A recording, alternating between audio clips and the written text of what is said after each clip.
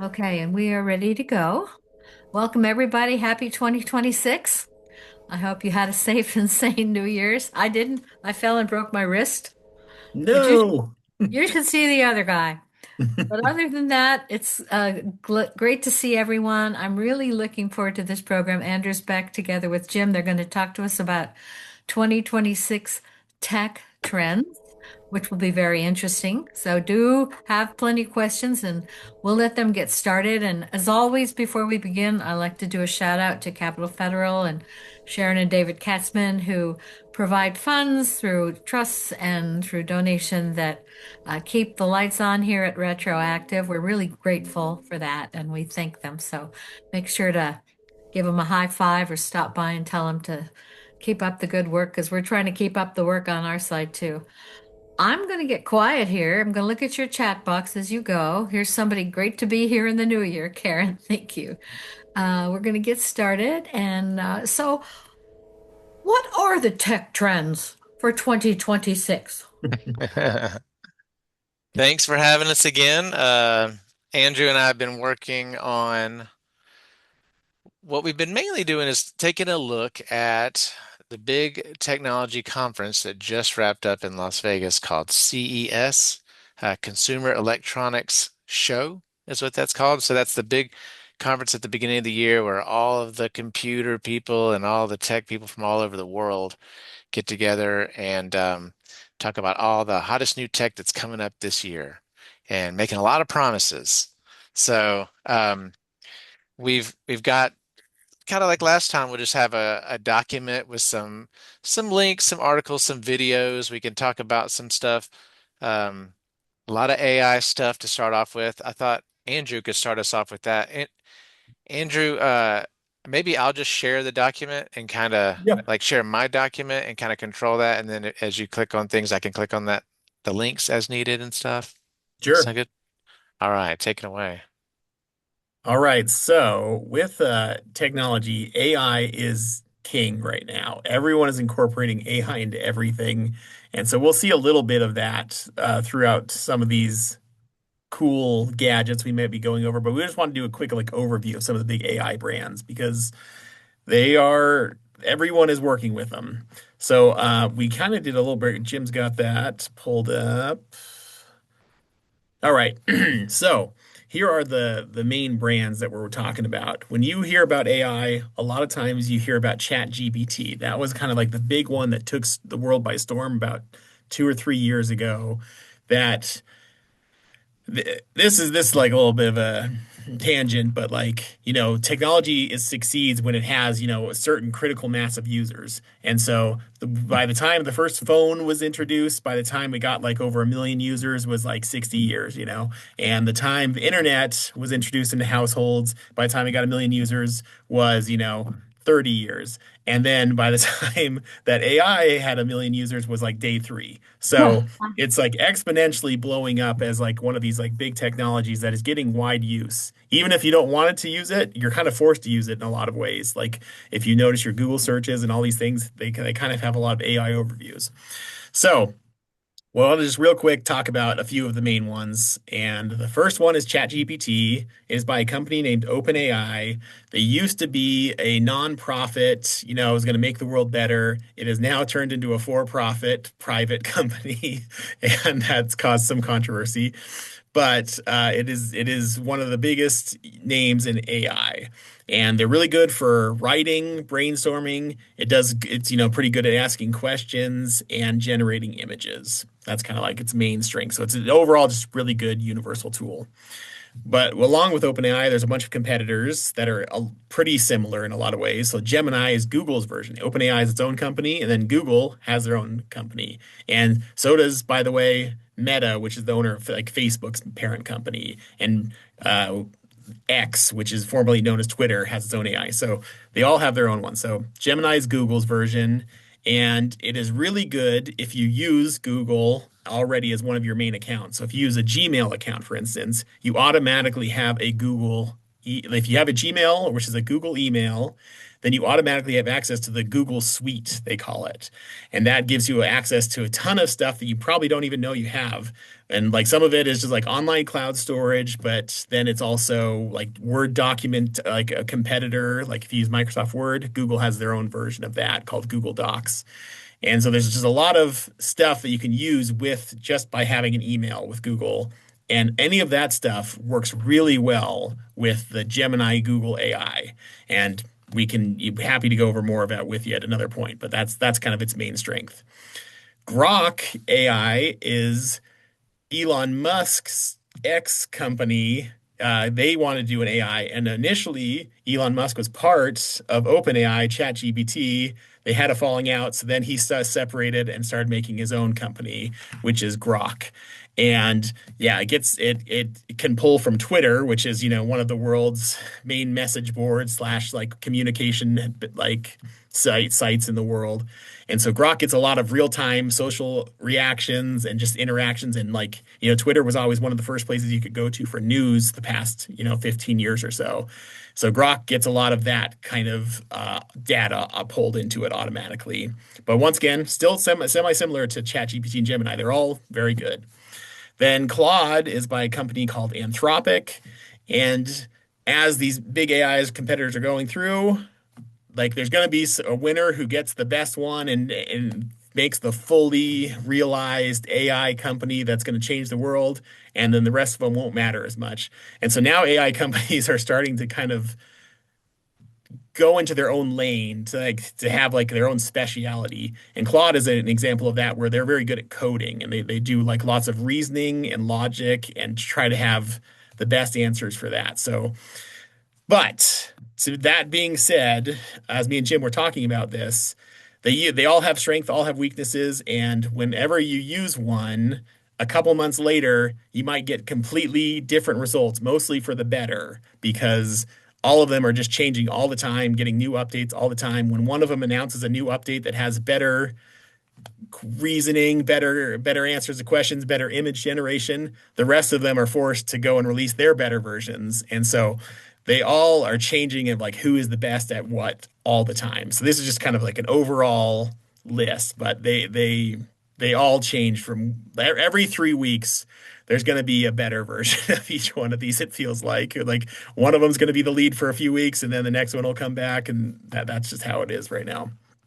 There's a And very that leads us to Apple. Oh, did you have? Oh, do you want a question? Well, already there's a question in the chat box, concern, considering that prolific use of AI software like ChatGPT has been associated with cognitive decline, which is already a concern for older adults, and a detriment to social and environmental equity.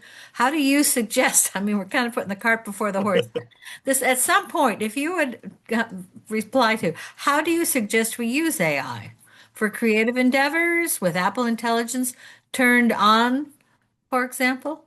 So Off? that's going to be a personal choice. There Right. are real costs to AI. So like there's environmental costs. There's your own capabilities potentially, but then there's also the time saving effects of it. So I don't know if we can go too deep into like Right. what the best practices are, but just more of the tech trends. I don't, do you have more thoughts on that, Jim? Yeah. Yeah, it's always an interesting discussion. One thing that people use AI for a lot right now and will continue to is with we're coming up, we're about to talk about this a little bit in the next section, but help with writing. A lot of Right. times, like just organizing your thoughts and communicating more clearly. Um, I'm not the best at that, I'm not really a talented writer, and I've thought about it, like, well, maybe I should try to maybe I should try to continue to get better at writing, but I'm 45. I'm not sure I'm going to become a great writer, all of a sudden. So it's just like trying to balance challenging the cognitive challenges, which are good for you, and then also help where you need it. And yeah, like Andrew said, that's a good answer. It's a personal choice, and we don't really Sure. know yet, but it's a huge topic for sure. Yeah.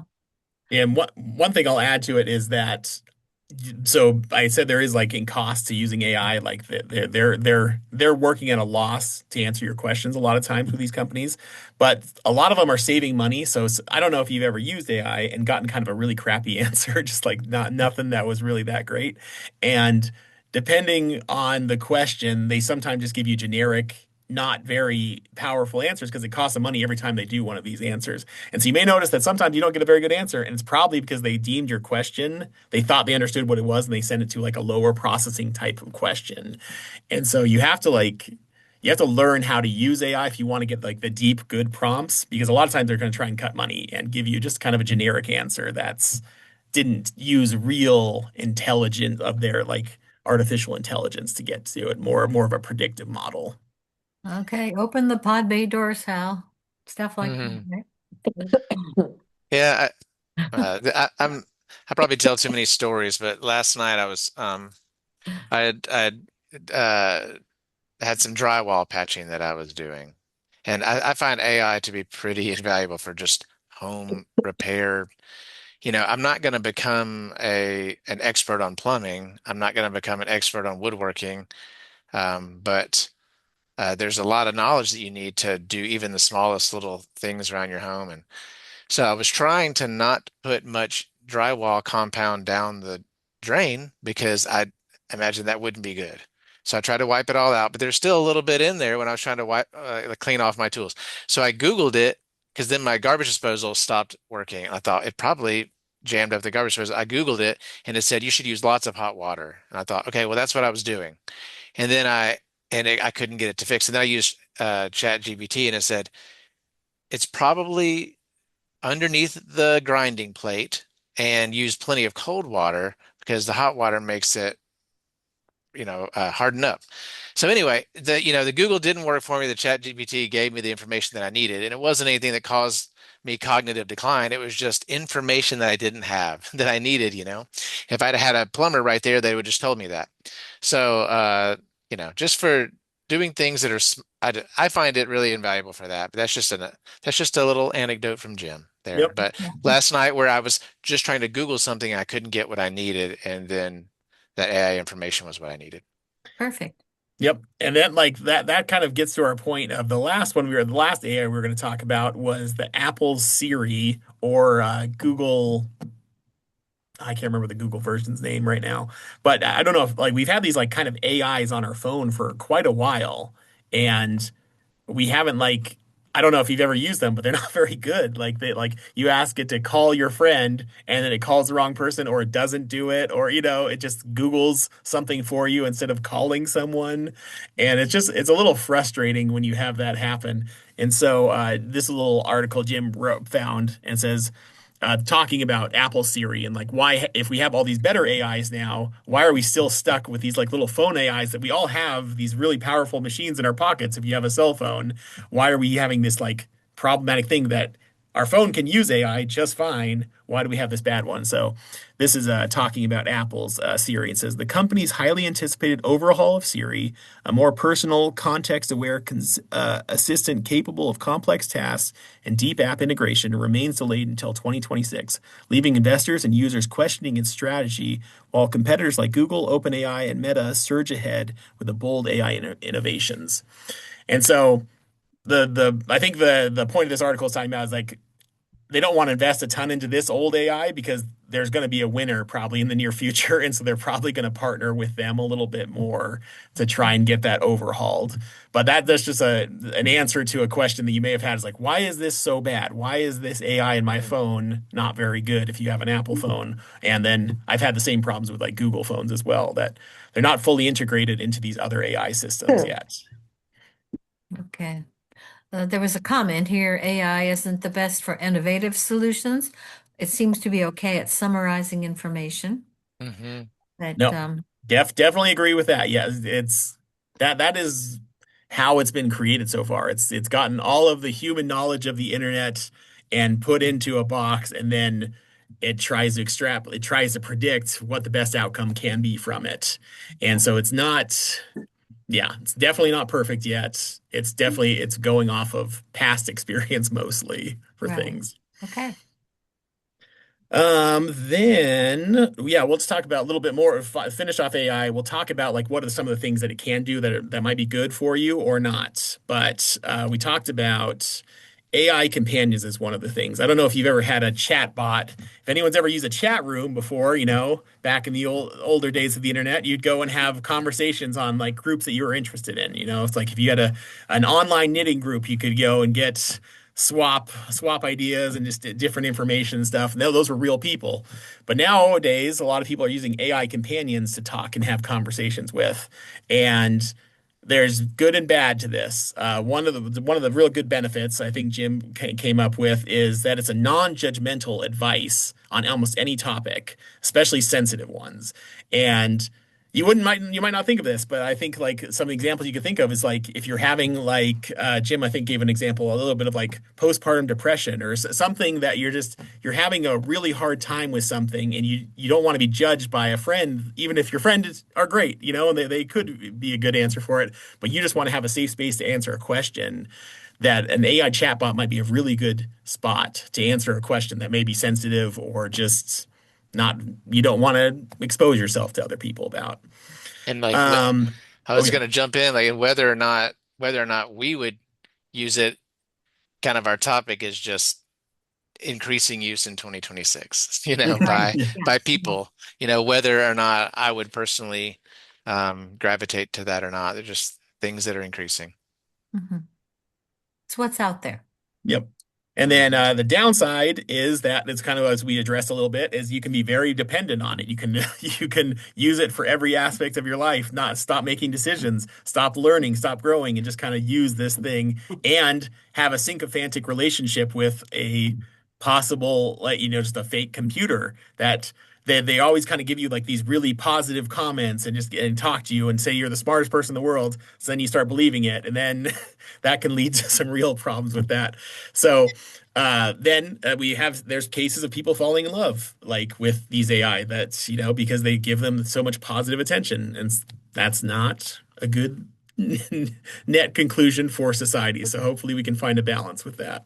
Okay, but they're out there. Um, the next main positive, and this is one me and Jim both agree on, is like one of the best, is just writing help. My wife finished her PhD a couple of years ago, and one of the programs she used that really helped her out was a program called Grammarly, and that was like it was a proto AI. It was definitely some kind of smart system that was really good about grammatical rules and just and finding the same word used too many times in a paragraph and just going through all this just different stuff as she was writing her dissertation to kind of help her find some mistakes that she might have made.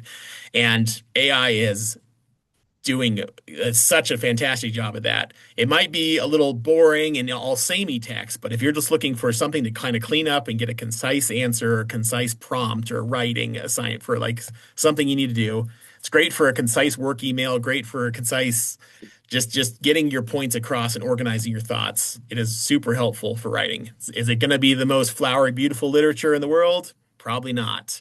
But it is fun to kind of play around with it and have it try and imitate styles. You can have it imitate famous authors because we have all their stuff in there. And sometimes you get just a fun little thing. Is it worth sharing on the internet and publishing a book of it? No, but it's a fun little thing to kind of play with. But yeah, it's not going to replace real authors, but it's good for helping someone who maybe needs helping with organizing their thoughts.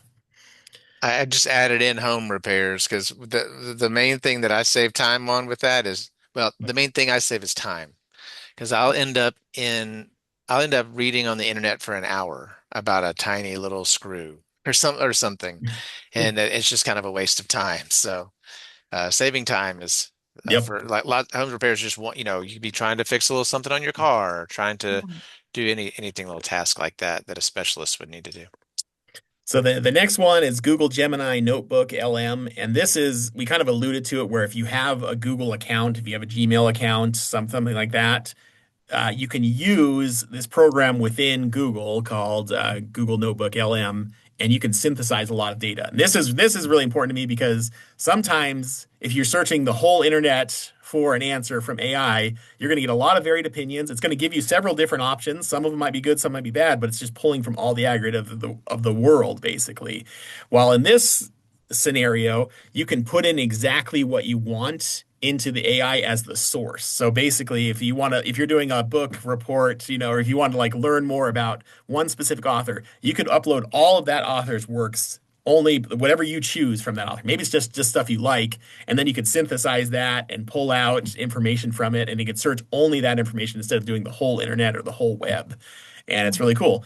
But that's just like kind of fun. But then if you're in a meeting or at work or you have a lot of notes from some kind of thing that's job related or work related, you can put those all into one file of this like Google LM files, and then you can have it search and aggregate all the data from that and find information for it. So it's really good for specific information that you feed into it, and then you can kind of create your own little AI to do that. I think I saw a chat pop up. What was that? Yeah, it's uh someone first of all said that the chatbots are BS, but that's an I opinion. yep. And then there's a question here. How do you feel about the AI moguls scraping copyrighted material or scrapping? I don't know which Nope.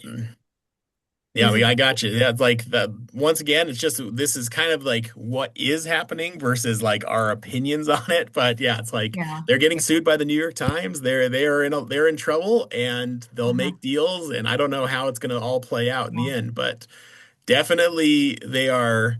The attitude is very much work fast, break things, solve them later. That It's the that is Wild the whole West. mindset of this thing is there is very little caution giving to it, and that's something to consider.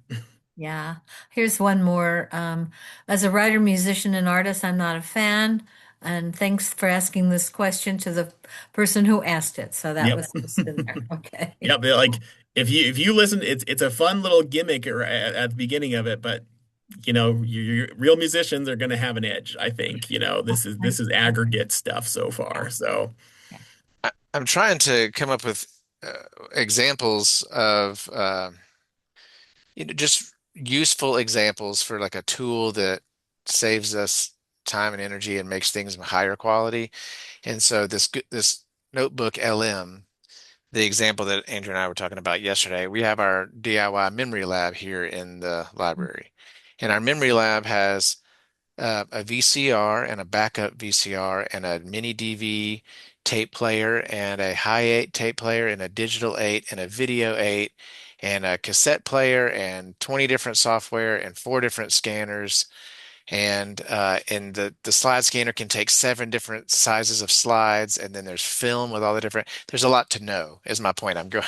There's a lot to know in it, and our entire staff needs to be able to support that room. And if someone has trouble with the machine, it's virtually impossible to train our staff to know all those machines. So we were talking about what if we uploaded the manuals and support for these machines, or maybe some information about what can go wrong with them to this Notebook LM and just had this search database that we could use for our staff. If something went wrong, they could search this database and maybe they'd find their answer in this little database of the manuals of these machines. Just answer, just an idea for ways that these things can be useful without destroying the world, yep. Just a way that you can make your life easier and make people's tasks be smoother. So Yeah. That's good. Cool. Yeah. So that I think that's a great real world example. Thank you, Yeah. Jim. and And yeah, then on the horizon is that this is not good enough yet. So though some people claim they can do it, it's called agentic AI. So it's like an agent that does stuff for you. And so I don't know if any of you have had like Siri in your house and you set a timer by yelling in your house or something, like that's a very simple, basic thing, the command that works really well for older products. But now they're going to be like AI is going to be good enough that you can say, "Hey, whatever AI I'm using, schedule me a flight for tomorrow to, Barcelona." Mhm. And it'll have your credit card stored on your profile somehow. It'll hopefully know your trends and go ahead and buy you a plane ticket to go do that thing. Now, you're trusting that this AI does a good thing. So I've heard a few tech podcasts talk about type of stuff where they actually followed through and just like, okay, I'm gonna trust the AI to do exactly what I tell it to do. Like, okay, buy me a flight or get me a taxi from here to here for tomorrow at this time. And sometimes it works. A lot of times there's a lot of problems and it takes longer for the AI to do it than they could have just done it themselves. But it's obviously still a new technology. And then sometimes you'll get like, okay, it did buy me the flight to Barcelona, but it has three layovers, across the world before I got there. So as of right now, these technologies still very struggling trying to figure things out. But that is the future. That is what everyone's pushing toward, is that you'll be able to just kind of talk to your device in one way or another and get it to do Right. something that is hopefully going to line up with what you want it to be. Right.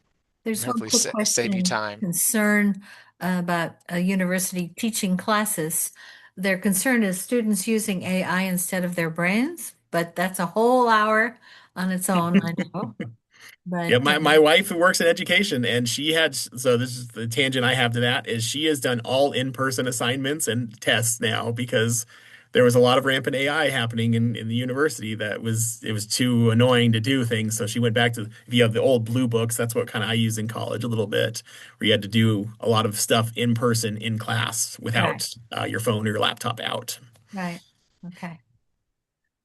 So teachers are Hmm. aware of it. They're working at it. So yeah, I think all educate everyone's aware of the good and bad it can do, and people are doing what they can to to put a Good stop to the bad. example. And someone just said they wanted to take a trip, talk to a human person. She knew my number. Why do I need AI? Well, that's a good question. Obviously, you don't. It's always, I always, sometimes I'm on the phone and I just continually say to the electronic voice, agent, agent, agent. And eventually I talk to a human, and that's always a good thing. So thanks. Yep. Okay, moving along the path here. Yeah, this is gonna get a little more fun as we go. So we're Yeah. starting off That with was the all the AI controversial talk, beginning. and Good. then we're getting then now we're moving on to a different. Yeah.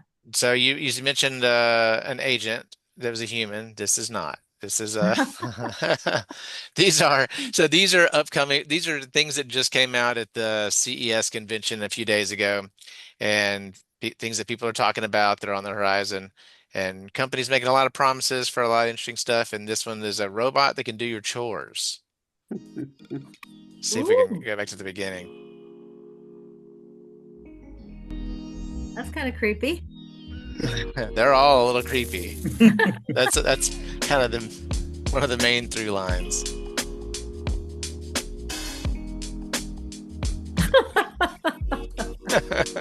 One of the comments said, "Did that just use a metal spatula on a Teflon pan?" Bad The robot. no scratch pan. What's it Yeah. pan? Very cool. Oh, So at the convention, the demo that they had this robot doing was laundry, and they had it go like taking clothes in and out of the laundry and then folding them. And it didn't have any obstructions, and it can do that with no obstructions if I guess if it has the right laundry machine or something like that. So, but yeah, on the skepticism side, here's a little video. This might take a few minutes about kind of where we're at currently, but they're promising a lot. But currently, it's not quite ready, but it might be on the horizon. thank you. See if we can get this to load. It's taking a second. Neo. hmm This is a similar robot, but Uh-huh. more expensive than that first Neo, one. potentially the most futuristic product we've ever seen. This thing is a full-fledged humanoid robot, 5'6", 66 pounds, 4-hour battery life, self-charging, and it lives in your house. It's finally here. Get your mind out of the gutter. It's for doing chores. It's a housekeeper. It has the same dexterity as a human because it's shaped just like a human, walks around on 2 legs, has 10 fingers. It can fold laundry and put it away for you, or it can do the dishes for you from start to finish and then Okay, so I'm gonna fast forward a little bit because it's a little bit long here. Seems pretty cool though so far, right? Yeah. Until in your house and be productive for those hours while you're gone. And that I think would be a reasonable thing to get out of watching that video because that's what it's designed to show. That's what you're supposed to feel. That's the dream. But that's not actually what's happening. So Joanna Stern, the legend, she did a video with this Neo robot also this week where the company showed her all of the things that it could do. And turns out 100% of the things that they showed her were remotely controlled by a human in another room wearing a VR headset with controllers. Oh, That's not exaggerating. 100% of the stuff they showed her. The carrying things around, the loading up the dishwasher. I mean, look at this thing. that's what it looks like when I'm doing it. I got a bad knee. Oh my God. All of this. Almost. So yeah, so it's an interesting topic because one of the things that this particular tech reviewer likes to talk about quite a bit is there's been a big trend for companies to pre-order things. I remember it kind of starting with some of the electric cars maybe 5, 6 years ago. A company like I remember Ford had a pickup truck called the Lightning, and my friend had a pre-order in for this Lightning truck, and they were going to cost $50,000, and you have to put down $1,000 or something, and then they 2 years go by and they still haven't produced it and sold it, but now the price has gone up to $70,000. So, and then eventually I think they scrapped. They're not making that truck anymore. So there's just been a lot of a trend of, especially technology companies, promising a lot, showing a demo of something, promising what it could do in the next year or two, and then opening up pre-orders to get basically investment money in hopes that product will come to fruition. So where, 10 years ago, Apple would say, here's a new computer, a new MacBook, and then tomorrow it's going to go on sale. And then now it's a lot about this pre-order, what might happen in the future. But um, so yeah, that is a trend. That is one of the trends. yeah, Yeah. over promise, under deliver, and humans are still involved 1-to-1 in that robot. I just think Well, that's hilarious. I think also about the you have to overpromise because people are so worried about getting um, beaten by the next competitor. So it's kind of like it kind of reminds me of how Christmas stuff goes on sale in like September. Now it's like right as soon as Halloween's over, the Christmas stuff starts going on sale because like your store doesn't want to have the other store get to it sooner. So Yeah. now it's just become this strange Bit of a race. race, so that the pre-orders are very popular. Um, Mm. there are, we'll show a few more of these things here, and they're going to get a little, these are pretty, big things, robots, cars, and we get a little bit smaller, little cool things and more fun stuff Okay. a little farther down the list.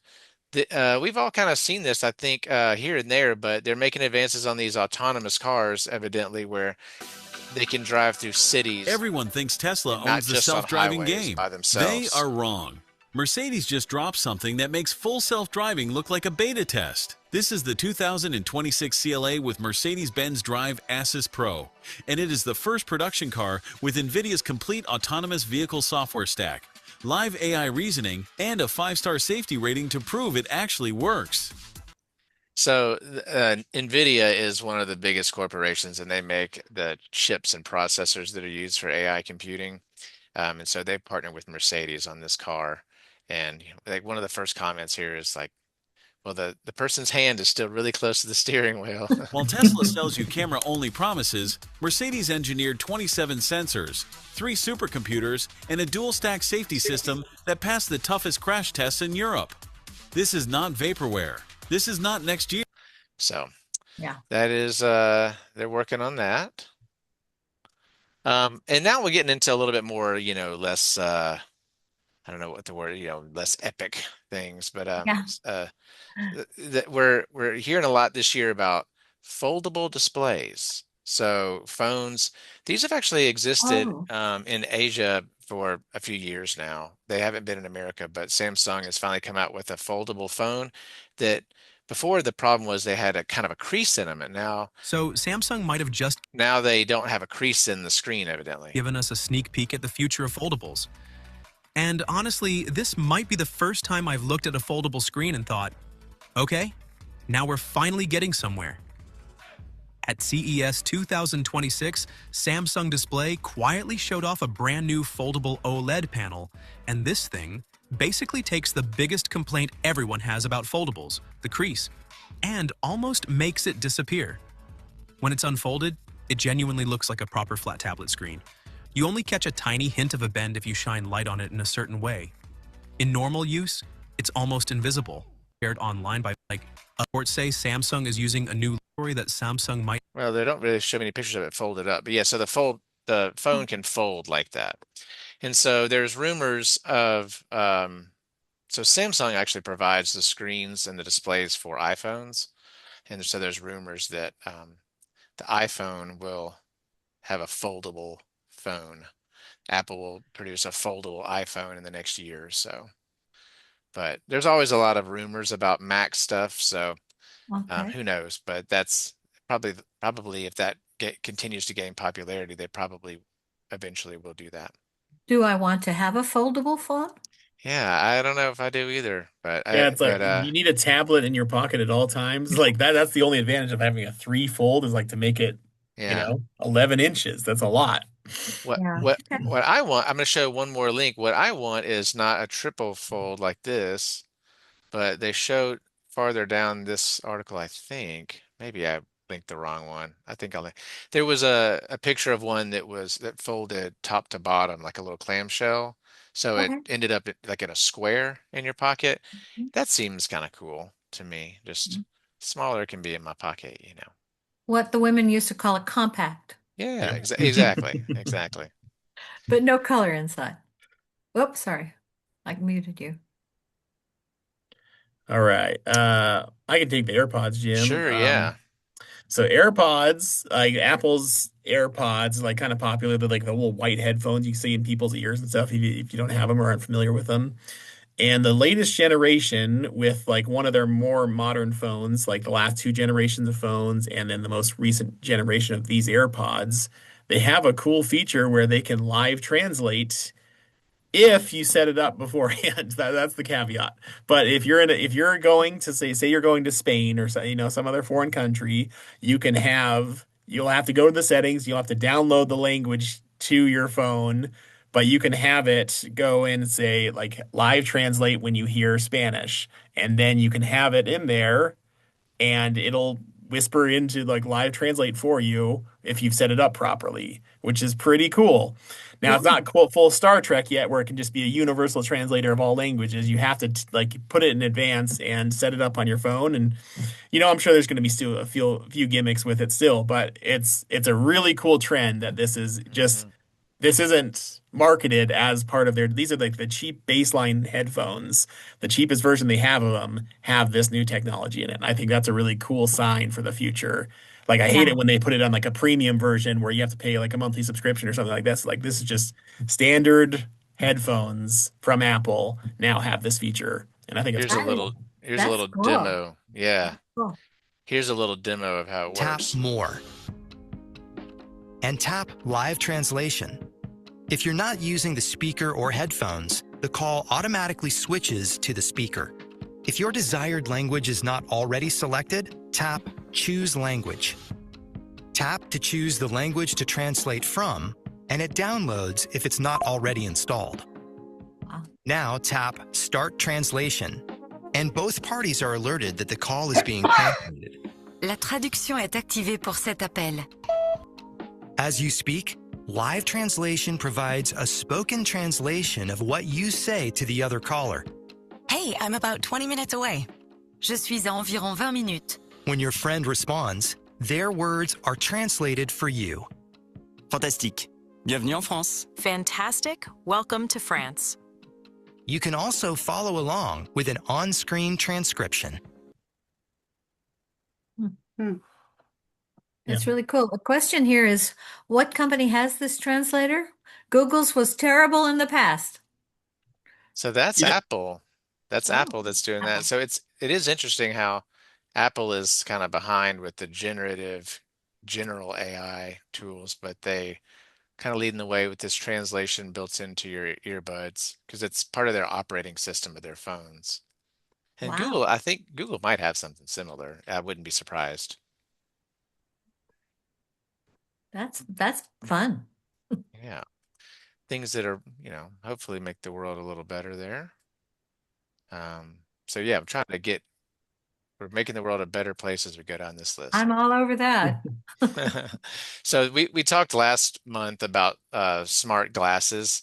We don't need to talk about it too much, but these are there was a lot of this at this CES convention.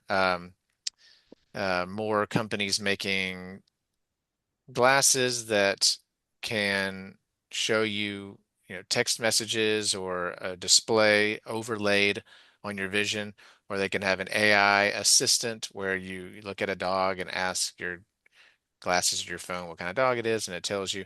And these glasses also say they have translation built in, so someone can speak, and then it looks like maybe a transcription would appear inside your glasses for you to read.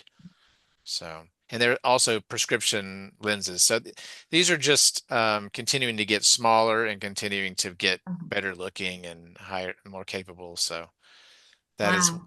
one Those are neat. trend. Hmm. Be a real Uh, bummer if you sit on those glasses, though. yes, don't lose those at the beach. No. Uh, um, and I really liked this one. This one is more basic, but this evidently is already in a few places in um, Pennsylvania and a few Walmarts and a few stores.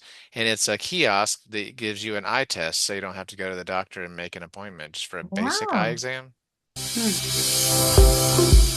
Sorry, it's kind of loud, I That's think. cool.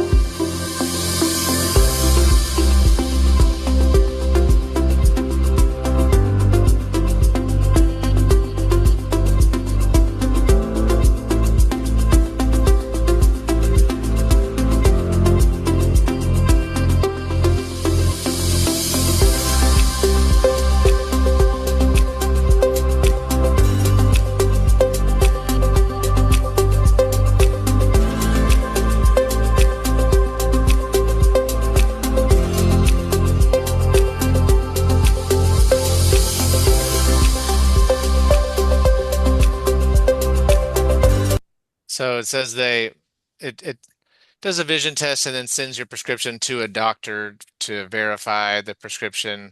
I guess they sign off Wow. on it or something like that. But these machines can't do the blowing air in your eye glaucoma test Mm. and some things like that, but they would do basic vision test, which is kind of neat. Are they like the blood pressure things that are around? You Yeah. sit down. I mean, they're not Yeah. free, are they? I don't know. Actually, that's a good question. Um, that's actually the best question because it seems like um if your eyes aren't changing much, it always seemed a little bit much to Yeah. have to do an exam like Yeah, you every won't have to year. have that question. This one or that one? This Yeah, one or right. that one? Um, Huh. yeah, I don't have too much information about prices on some of these things. Yeah. Although I did see the price on this. So this is now we're getting more into the toy realm. We were talking about Yay. Christmas gifts last time. This is evidently a pretty big deal. Lego, they've introduced these little things called smart bricks. And so you can have a kit that'll come with one smart brick in the kit, and it's kind of the centerpiece of the Lego building kit. And it has sensors in that little brick to sense light and color and motion and distance and orientation. And there's a speaker that can play sounds, and it understands like where it is in if you have a I'll just show you another video here.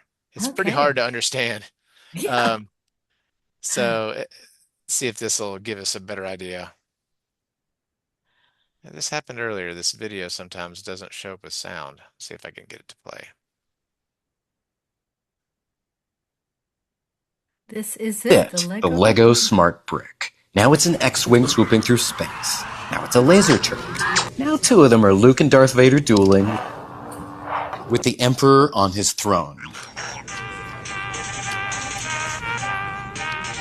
Now it's a dinosaur and a surprise birthday cake, or a mama duck hushing her ducklings.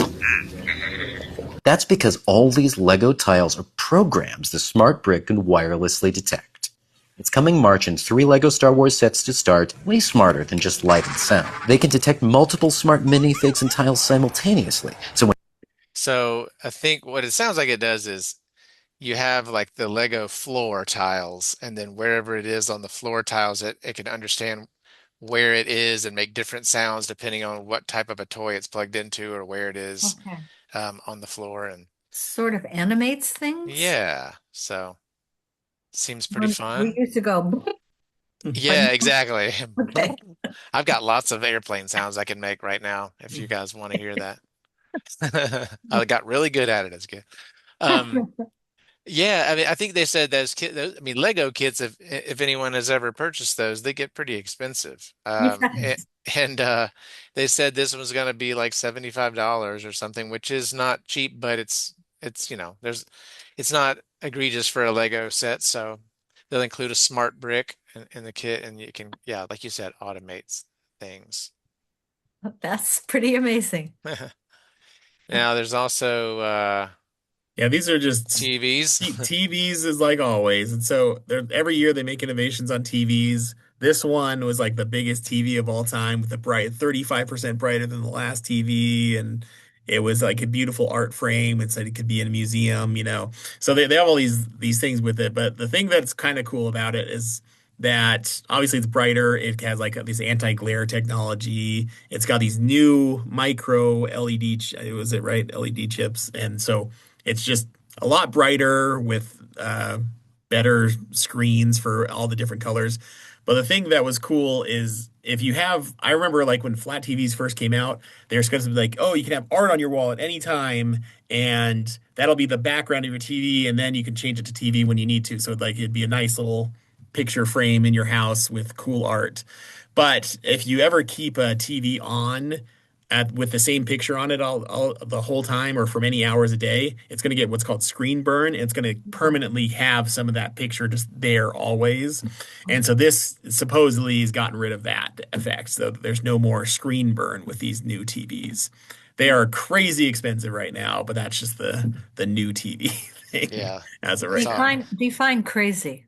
Oh, so like this particular TV was $30,000. Oh, is that all? But this is like the biggest TV in the world, you know. So you could get some for like thousands of dollars, you know. But that first one is like $30,000, which is. I've studied the TV technology a little bit recently, and it's a lot to keep up with. There's there's OLED and there's QLED and there's mini LED and micro LED, and now this new one's called micro RGB. So it gets pretty technical, but yeah, it wouldn't be a tech convention without some new brighter TVs. Of course, of course.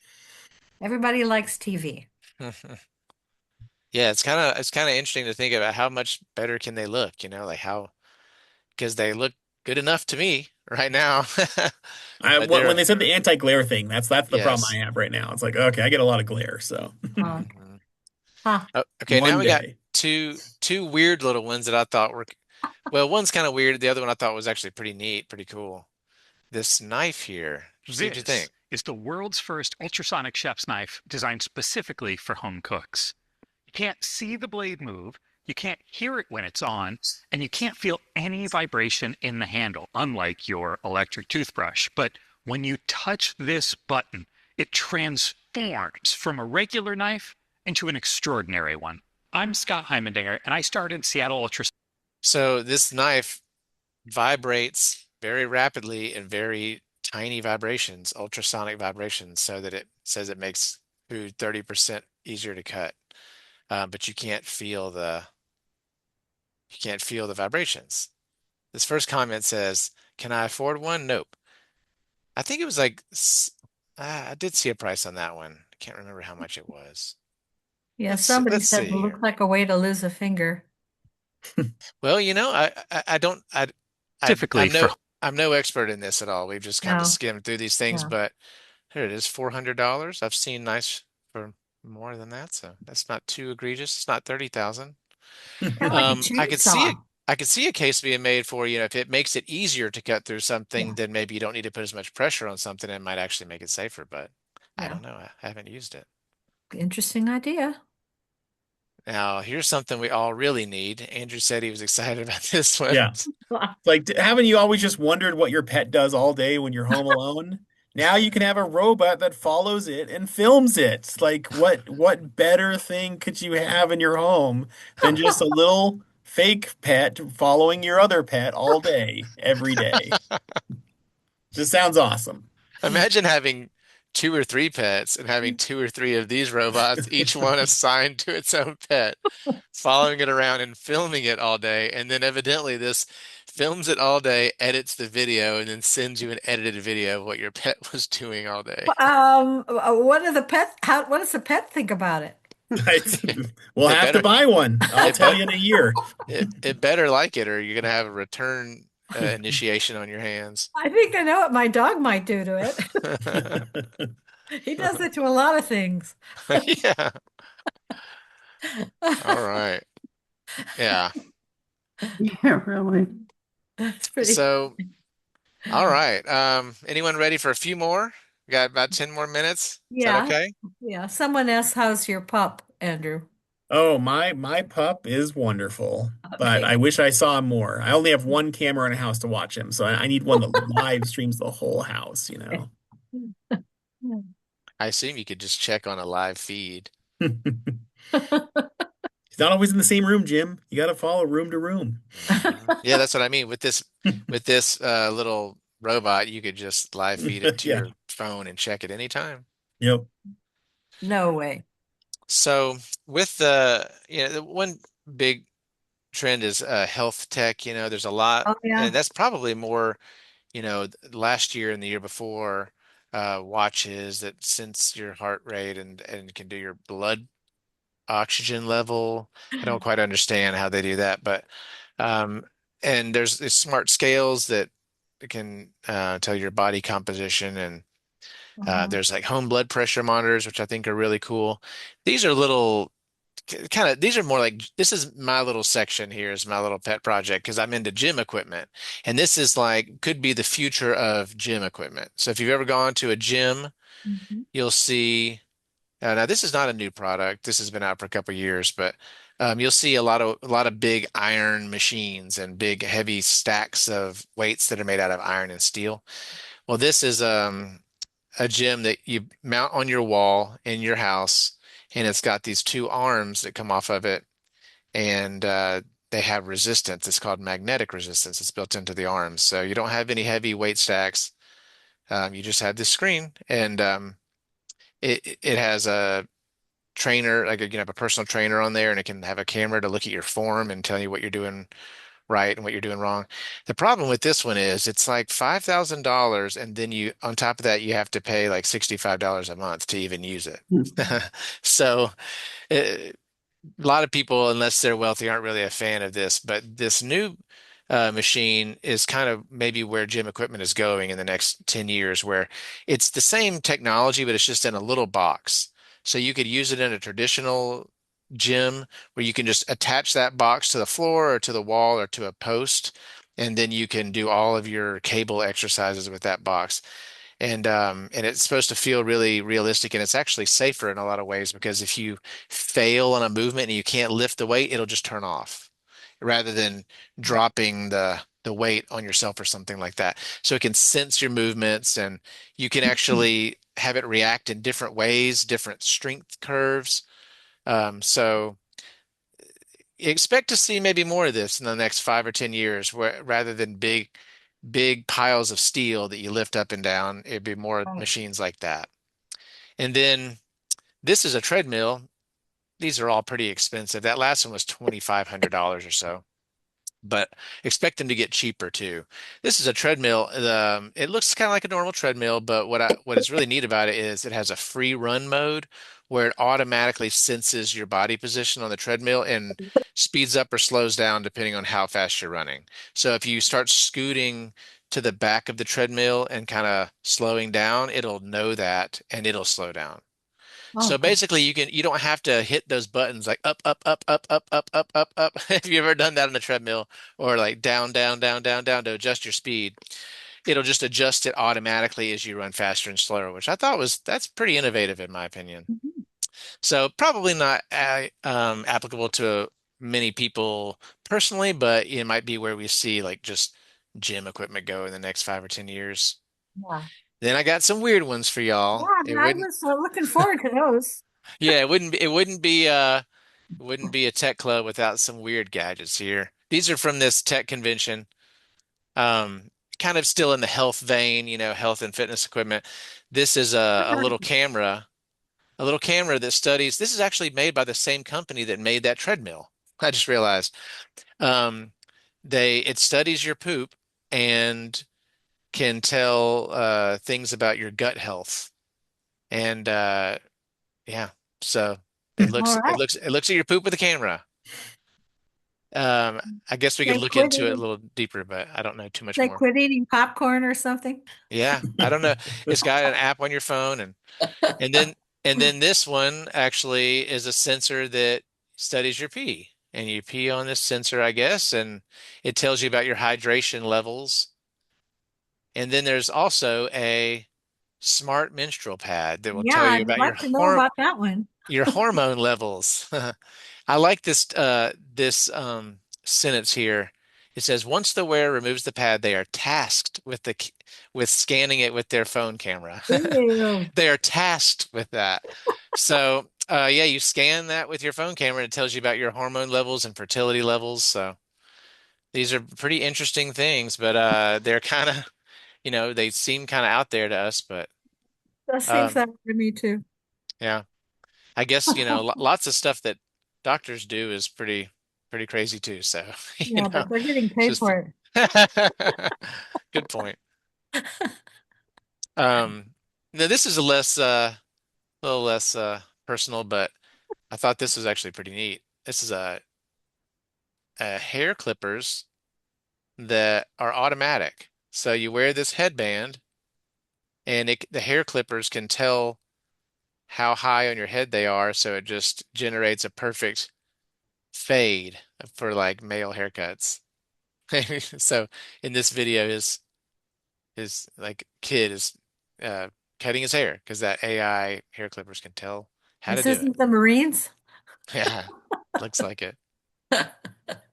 Yeah, I think that one's so crazy to me that it's like I wouldn't trust it. It's like oh you just buzz like okay I'm just gonna go buzz full onto my hair and it's gonna somehow stop. That's That's that's what the gonna be video a showed. It works, but it just feels crazy to me. that's gonna be a trust fall the first time. The first time. You might have to try that one on your pet first, Yeah. just to see. Very fun. Okay, so I'm glad we're doing good on time. We had one more thing that we mentioned right as we were jumping on, Laurel. You mentioned that Kansas had passed a law of some sort about It's phones close. in It's close. schools. Oh, it's No close. phones Okay. in schools anymore. Okay. They're working I, on that, I think. I've been following that movement pretty closely. I have a 3-year-old and a 6-year-old, and there's an author that I'm really familiar with, Jonathan Haidt, that has published a well-known book called The Anxious Generation about um, about how social media at a young age can lead to anxiety in kids and teens, especially girls. And so he's very well respected, and that book has gained a lot of traction. And so it's kind of something that seems encouraging to limit phone use for kids, or just have more agreement amongst society and parents that that's a generally good thing to do. And Mhm. so, as far as tech trends, that could be a trend that we see people getting more on board with that, Mhm. and watching out for the mental health of kids in that way. And this is a little phone that I saw recently where parents are starting to go back to 90s tech, they call it. Let's make the 90s tech living room where we have a desktop PC in the kitchen or in the dining room or something, and then we have a landline phone. And the kids, and so what this is your kids can use this phone. This is actually a Wi-Fi phone, but it's kind of works as a landline. You plug it into an Ethernet cable, and you can program just the numbers that they can call. So you can program all their friends' numbers in there, but they can't call or receive calls from anyone else. So it allows them to have a landline phone and be safe doing it. So there's a cool push to kind of return to some of those good old days with some of that old school I tech. love the good old days. Yeah. That makes sense. That's really cool. And tell us about the better extension The cord. people are clamoring for it. So this thing is I just saw it. I was like, I love this. And so how many times have you like put in a bookshelf or something and you've blocked your extension cord, or sorry, you've blocked your outlet and you just need to like have the plugs available with whatever you set up in your house. And I saw this thing, I'm like, oh, this would like solve like three of my problems at home, where it's just this dumb long strip. It seems so simple, right? Like I can't believe I hadn't seen this before, but I saw it this year and I was like, oh, I'm putting it on here. So yeah, it's just an extension cord. You just plug it into the wall. It's flat and thin, and then it extends out to having more outlets beyond it. And it's rigid, which is important because, obviously extension cords floppy. You're gonna have to mount them. You're gonna have to put it up, with different materials to kind of make it presentable. This thing is it's just gonna go behind a book stand. It's gonna be behind whatever it is. It's extendable to a length to some length, and it's got like the sticky, little pads you put on the like walls for like picture frames and stuff. And so it just sticks onto the wall and it's ready to go and be used for anything that is being blocked. And if you scroll down, Jim, I think it showed like the orientation, because it's not just the two orientations. It can be at like different angles. It's like a rotator. I don't know how that quite works with the technology of it, Maybe but remove that outlet and flip it around or something. yeah. So like there was a picture. Okay. Yeah. Yeah, I might have to. Oh yeah, they're right there. That's what I wanted to show you, where it's just like you can adjust it to like any like angle you need Way it to the plug be. goes. And Yeah. I just think that's really cool, and I just hadn't seen that before, so I wanted to talk about it. That is I think definitely that's great. something We that have one quick question. We're a little over, but that's all right. Where do you find certain type of AI, such as Chat GPT? This person's getting started, I guess. Do you buy a certain device that has it on it? And I think you talked about that in the beginning. Where do we Yes. find it? It's on your phone. Great question. It's almost everywhere. If you have access to the internet, you have access to AI. So that's the first thing is, so if you have internet, you have access. You can Google it and it'll have their own websites that prompt it. So Google will have it in its own research results. You might see a little Gemini icon. It's like a little star if you use Google a lot. But if you go just type in ChatGPT to Google, then you click on their website, then you have the thing that you can have conversations with. And a lot of them make you create accounts, which is always annoying. I hate creating accounts for every single thing, but that's going to happen if you use AI. And once you have your account created, it's going to log all your past conversations so you can go back to them in case you forgot or you wanted to go back and revisit something you guys talked about or something. Right. I just said you guys like it's a person, but it's not. But and you can also download the app to your phone. So if you like go to the App Store and search for And Chat some people, GPT, you can download an it's app. on things you use and it tries to ask you want to make it better. That's AI. And someone's asking, do you intend to send the list with links to all of us? And that is at the very beginning of this chat. But I will send it to you. The thing that you put, Jim, at the very beginning of the Yeah, I program. can paste it in one more time at the bottom here Perfect. so that everyone doesn't have to scroll back up. Okay. And I will send it out to everybody. Wow, my head's spinning. This was a lot of fun. I hope everybody, it's really cool to not have to go to Las Vegas and enjoy the things you brought home for us to see. That's really very, very cool. So there's the link again in the chat box. So that would get you there, but I will also send it to you via an email so you can look all these up and enjoy them again. Wow, thank you so much. I almost think we could have done 2 hours with this, but you guys are great. You find the best stuff. I never knew there was a smart menstrual pad. Good to know. And I never have to take a picture of it. Just ask your husband, how am I doing? He'll let you know. How are my hormones? Okay. Well, thank you very much for being with us. Gosh, this has been great. Thank you guys so much.